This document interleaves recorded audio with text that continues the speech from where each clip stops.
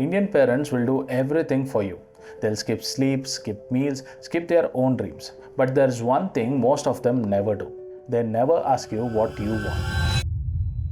And the strange part is they love you more than anything in this world.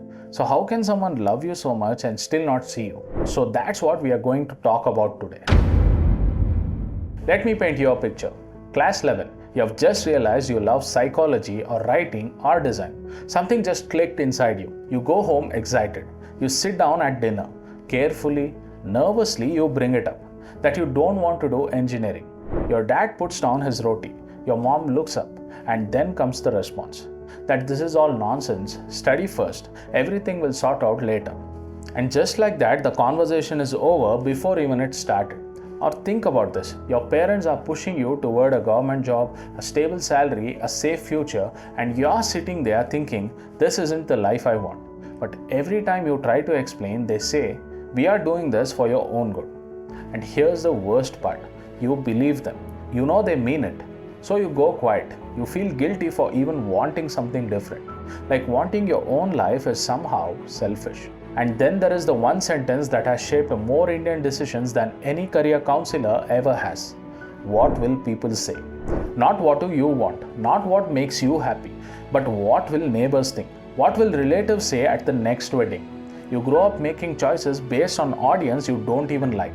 But here's where I want to stop, because it's very easy to be angry at this point, to blame parents, to say they were controlling, they didn't listen, they didn't understand. And maybe some of this is true. But let me show you something else. Your parents didn't grow up the way you did. They grew up in a time where one wrong decision could destroy a family. Fewer opportunities, more competition, zero safety net. Where failure wasn't just embarrassing, it was dangerous. Your dad who pushes you toward engineering, he probably watched people lose everything because they made creative choices. Your mom who worries constantly, she grew up in a house where money was never guaranteed. Their fear isn't random, it's earned. They love you so deeply that the thought of you struggling, the thought of you suffering the way they did, it terrifies them. So they do the only thing they know how to do. They try to protect you. And here's the science behind it. The human brain has one core function, not happiness, not success, survival.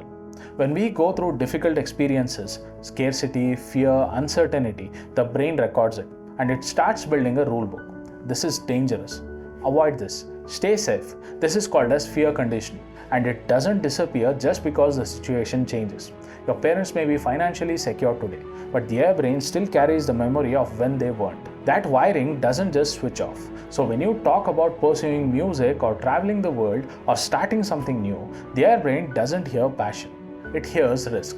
And the brain is designed to protect, not to explore. This isn't a flaw.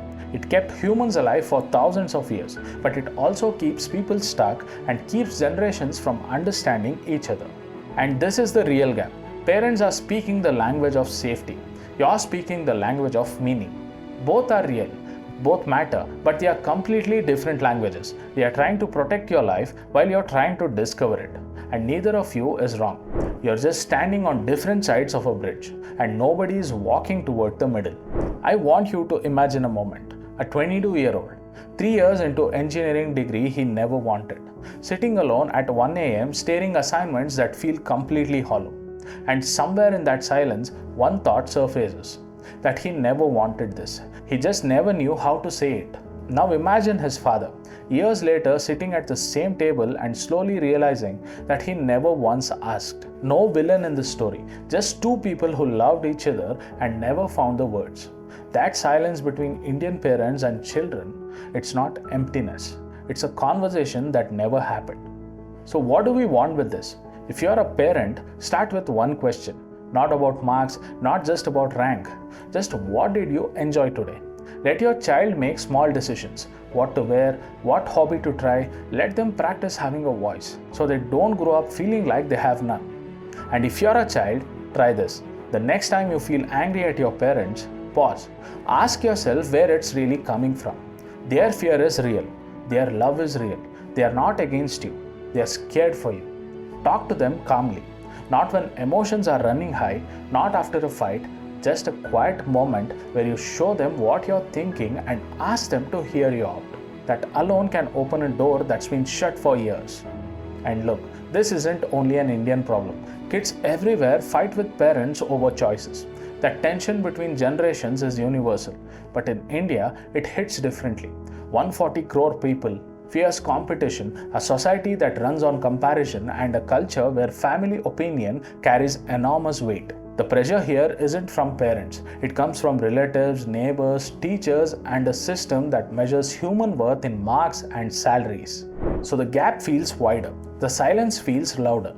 Here's what I want to leave you with: your parents are not your obstacles, and you are not their disappointment. You are two generations shaped by completely different worlds, trying to love each other without a shared language.